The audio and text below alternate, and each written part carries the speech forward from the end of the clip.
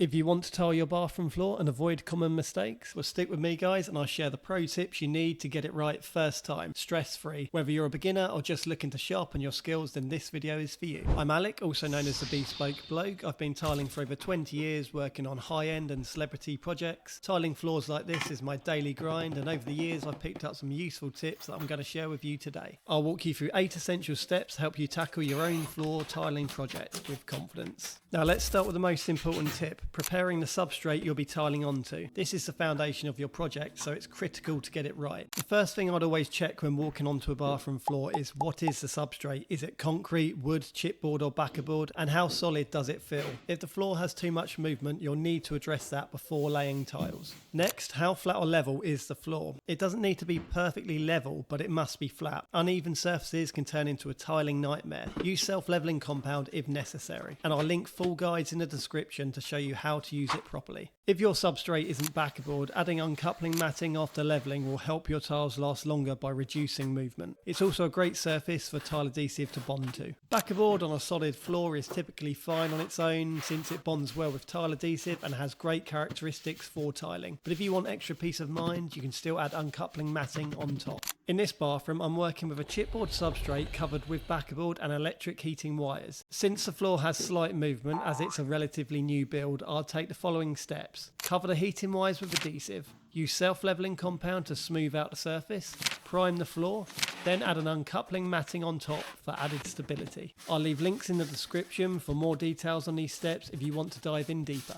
Another thing to consider is the height of the finished floor. Do you want the tiles to sit flush with your shower tray for a seamless walk-in feel? If so, it's essential to account for the thickness of your substrate, adhesive and tiles. Think about how your finished tile height will transition to adjoining rooms. For smaller height differences, you can use a T-bar. For larger discrepancies, a wooden threshold slope works well to smooth out the transition. In this bathroom, the customer wants a flush finish with the shower tray. To achieve this, I'll set the tiles a few millimeters below the tray's top edge, leaving space for silicone to get that smooth finish. Lastly, clean and remove any bumps around the perimeter, and at this point waterproofing can be added if required. Use a multi-tool to remove doorstops. This way your tiles can slide neatly underneath for a cleaner look. A good rule of thumb is to leave enough space for the tile's thickness plus about 5mm. Remember, a solid even base is everything. Whether you're using self-leveling compound or uncoupling mats, make sure your substrate is fully prepared before you start tiling. Let's move on to tools. These are the basic tools I'd recommend for tiling a bathroom floor. Alongside a tape measure, spacers and a pen, I personally use kids felt tips. They're cheap and effective. You'll need a tile cutter. A suitable tile cutter that fits the size of your chosen tiles. For large porcelain tiles, I'd always recommend a Sigma tile cutter. In this video, I'm using a Sigma Series 3 950 Max cutter. It's a fantastic machine. Notch trowels. A range of notch trowels is essential. A 10mm trowel is the most common size for floor tiling, and you'll need a smaller one around 3 to 6mm for applying uncoupling membrane. Levels and straight edges. Basic spirit levels are a must, and I recommend a 6-foot level. Not only is it great for checking the level of your tiles, but it also doubles up as a straight edge. Angle grinder or water cutter. These days, an angle grinder with a high quality porcelain disc is a go-to tool for most professionals. It's versatile and efficient. Tile nippers. Tile nippers are perfect for shaping and trimming tiles to fit around obstacles like pipes or corners. Paddle mixer. Use a paddle mixer attachment on a drill or a dedicated paddle mixer to ensure your adhesive is mixed correctly. Tile leveling clips. For larger tiles, leveling clips are a must. Large tiles often have a slight bow, and these clips help keep them flush with each other, minimalising lippage. Buckets and sponges. You'll need a few buckets and a bucket trowel for mixing adhesive, plus tiling sponges for cleaning as you go. Choosing your tiles. The next step is to choose the tiles you'll be using. For bathroom floors, I always recommend porcelain tiles. They're durable, hard wearing and perfect for high moisture areas. It's good to measure your tiles with tape to confirm their actual size, as they can sometimes vary slightly. Pay attention to arrows on the back of the tile for directional layout and shade variations to ensure consistency during installation. If you're working with a pattern tile or hexagons, lay a few out to finalise the pattern before starting. For wood effect tiles, check the box for recommended layouts. Most can't be staggered more than a third due to their natural bow, so avoid a traditional brick bond pattern. In this bathroom, I'll be using 10mm thick 600 by 600 porcelain tiles. This size size is a popular choice for bathroom floors as it creates a minimal look with fewer joints. Planning your tile layout. Tile layout often sparks debate because it's subjective, but I always aim to square off of a focal point, such as the door, shower tray or bath. Since walls are rarely perfectly square, you'll need to prioritise what will look best as you enter the bathroom. If you want your floor joints to align with your wall tiles and they're the same size tile, you need to tile the floor first. This helps you maintain alignment, especially in bathrooms where walls may not be perfectly square. In this bathroom, I'm starting with a full tile square to the shower tray. Using my tape measure, I check the cuts around the room and confirm the tray is mostly square with the door and it's only 5mm difference, which isn't a major issue. Next, I check if I can align the floor joints with the wall joints while keeping everything square to the shower tray. Using 2mm spacers and a level, I dry lay a few tiles to test the layout. This works out well. I get even cuts at the door and the back of the room, and the floor joints align nicely with the wall joints. There's a small 15cm cut along the main wall, but with a vanity unit there and a radiator, it won't be noticeable. This layout justifies itself by how well everything lines up visually. For me, that's the key look for a layout, where things work well together and look clean.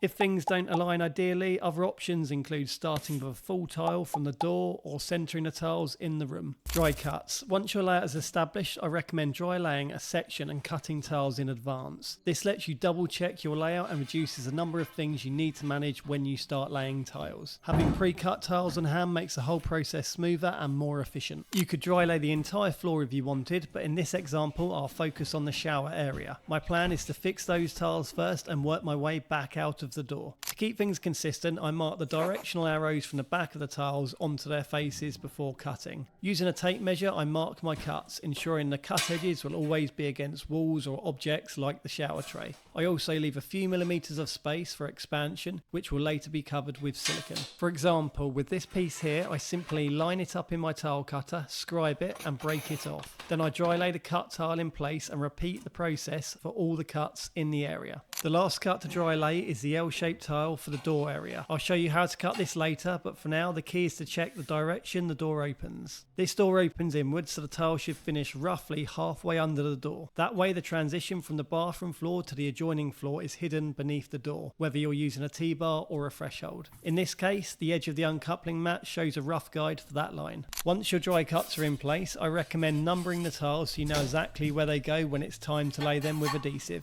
Draw a starting line down the main square run of tiles as you see here. Then carefully remove the tiles and stack them in order. I also add a few guidelines on the floor as I go. These will help me when spreading adhesive later. As you can see here with the tiles removed, the most important line is the main square line. That's the one you'll be working to as you begin tiling. Tile adhesive. Choosing and mixing the right adhesive is essential for a successful floor tiling project. Here's what you need to know. Most modern adhesives are flexible, but double check to ensure yours is suitable for porcelain and floor tiles. For this type of job, I recommend a powdered adhesive labelled as an S1 flexible adhesive, which is ideal for handling slight movements in the substrate. The next step is deciding the set time. In this example, I'm using a rapid set adhesive because I need to get back onto the floor quickly. However, if you're new to tiling, I'd recommend starting with a medium set adhesive. This usually gives you around 2 hours of working time, which is perfect for taking your time and getting everything just right. The product I highly recommend is the Flex 1 adhesive you see here. It's a reliable all-round option that works well for nearly any tile install. Always follow the instructions on the bag for the correct water to powder ratio. If you're a beginner, I suggest mixing only half a bag at a time to avoid wasting adhesive or feeling rushed. Use a paddle mixer or a drill attachment to mix until you get a smooth, consistent texture. You're aiming for a mix that's not too sloppy and not too stiff. Just a nice, smooth consistency that holds its shape and doesn't fall off your bucket trail too easily. Spreading tile adhesive. Properly spreading tile adhesive is key to ensuring your tiles bond securely and sit evenly. For most floor tiles, I recommend using a 10mm notch trowel. This size ensures proper tile coverage and accommodates small surface imperfections. The only time you might opt for a smaller trowel is when working with mosaic tiles, when a 6mm trowel might be better suited.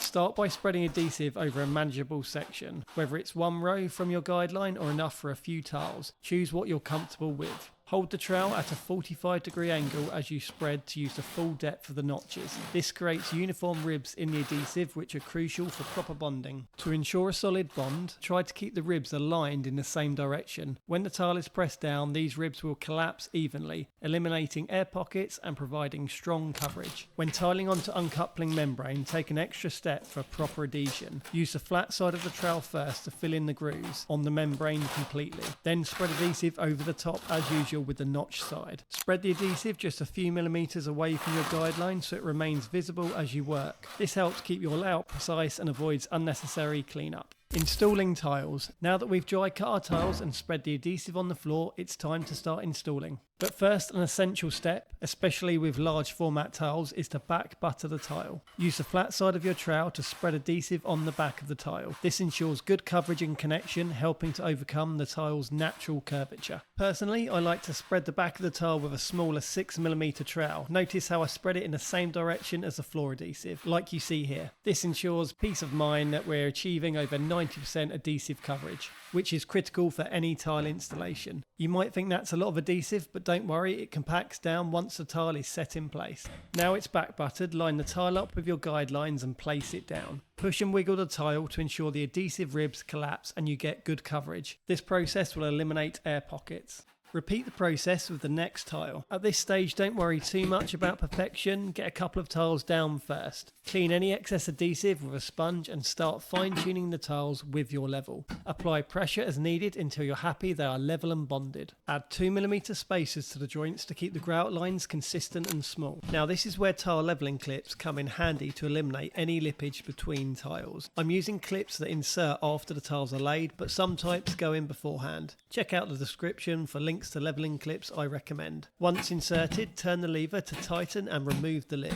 Double check everything with your level to ensure all tiles are still sitting flush. Continue laying tiles along the row. Spread adhesive and push and wiggle the tiles into place. Clean the joints, insert spacers and finish with leveling clips. As you can see here, the first 3 tiles are down. This row sets the foundation, so take your time to make sure it's level and square. In goes the door cut, and then this is a good time to check for level across the top now there's a few tiles down. Once I'm happy, I can just carry on adding tiles in that section.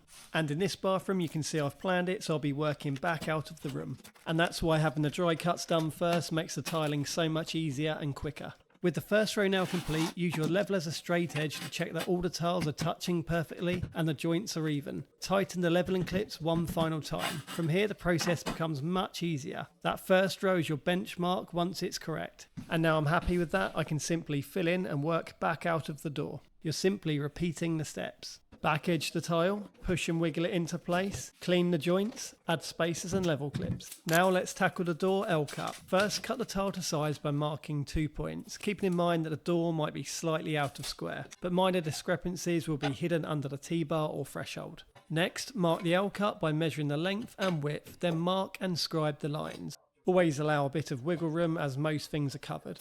With my lines scribed on my tile cutter, to remove the marked area, I run down the shortest mark with my angle grinder, then use my tile nippers to pinch off the bit. For larger pieces, you could cut down the line and break it off on the tile cutter, or use the angle grinder for the entire shape. Check out the description for links to more detailed tile cutting tutorials. With the L cut in place and the level clips tightened, that's a flat, professional looking bathroom floor. As I mentioned earlier, preparation is the key to a stress-free tiling experience. Once that's done, the rest is straightforward with the right tools and some good advice. If these tips helped, consider liking the video and subscribing for more step-by-step guides. If you're following along or trying this at home, let me know in the comments how it's going for you, or if you have any questions. Until next time, happy tiling.